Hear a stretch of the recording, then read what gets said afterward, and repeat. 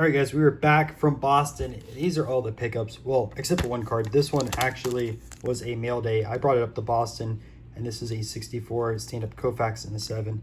Beautiful card, but it is faded. If it wasn't faded, it'd be a lot higher grade. But the rest over here were cards that I picked up. Had to show you that one, though, so we'll put that off to the side.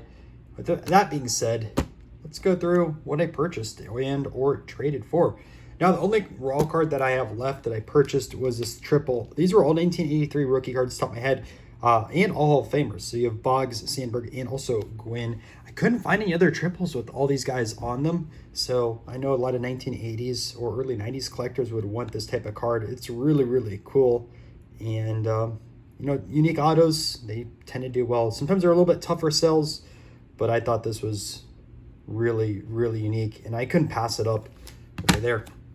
All right, we got all slabs. Let's start off with this 59 Mantle. These always sell for me. This one looks pretty good as a 4. You guys can see there's a little bit issues over there. But besides that, centered well, good eye appeal. This will do pretty well. We got this in a bulk deal at the table, but a 59 Hank Aaron. Also have some of these in my... I have one, I believe, in my SGC sub, but shouldn't be too hard. You can move that one as well. Got a 51 Roy Campanella in a 4.5. Definitely a really popular player among collectors and early on his career. You know, he has a 49 Bowman rookie card. So I like the imagery on the 51. Pretty popular set. Then we have a 67 Maze and another 67 Maze, a 4 and a 4.5. I picked these up from Up North Collector. I literally had a stack of Verlander rookies, I kid you not, like this tall. And ended up trading them over to them for these two plus cash. And I come home and I had even more Verlander rookies in my box. So forgot about those, unfortunately, but was still able to move a lot of those in Detroit. Well, he's not in Detroit, but he's in Michigan.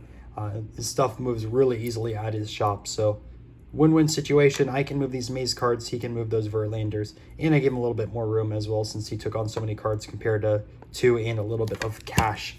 So that's the first stack over there. And real quick, guys, before we go into the second stack with that nice Sandy Koufax rookie card up on top, please subscribe to the channel. Try to upload at least 5 videos every single week, from pickups to card show vlogs and teaching you how to spot fake cards and top 10 lists.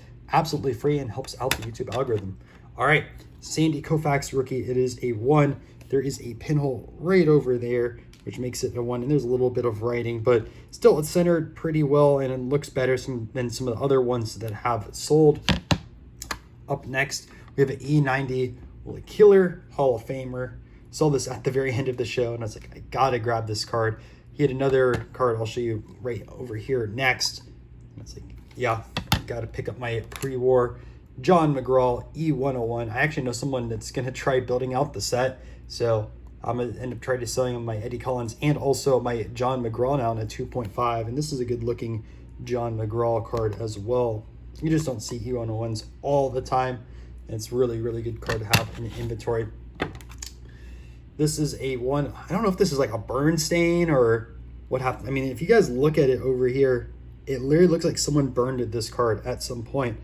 But I mean, if you take that off, it's not too bad. I know it has that crease over there, but a 1 of the Jimmy Fox from Playball Gum Inc. I swear that's a burn stain. If it's something else, you guys let me know, but kind of unique.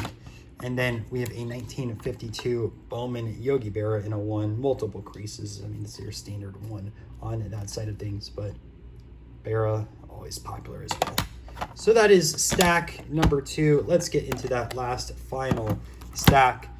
We're going to start off with the Ken Griffey Jr. Refractor. Easy trade with this one. I traded away some of my hockey cards for the Ken Griffey Jr. Figured this is something that would be able to move between card shows, at least guys that collect baseball cards, and Griffey is always super popular. Harder for me to move hockey cards just because I don't have the demographic on the channel, but this one is numbered 5 of 699 in a PSA 9. We got the 64 Sandy Koufax in a 3.5. Typical 60s Koufax, nothing too special there. This card's a little bit special though. It is a 1952 Mickey Mantle. Now it is the Bowman. It is a little OC top to bottom, but still a pretty popular card. And we'll see if I end up trading it or selling it or what the case is with this one over here. Mantle stuff has been on fire, especially early examples. And I hate to say it, but this is a budget-friendly option for someone that can't afford the 52 tops. And I say that as this is like a $2,500 to like a $3,000 card, and that is still the budget option, which is kind of crazy to me. And lastly, we got the catcher who was a spy, Moberg in a 6. You don't see many 6 Gaudis that often, and this card presents really well. You guys can see the back over there.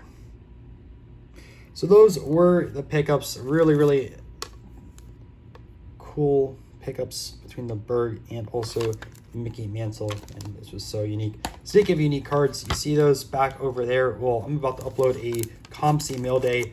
Both the Cassius Clay and Red Hot Chili Peppers are in there. You guys can watch the video early right here if you click on the video.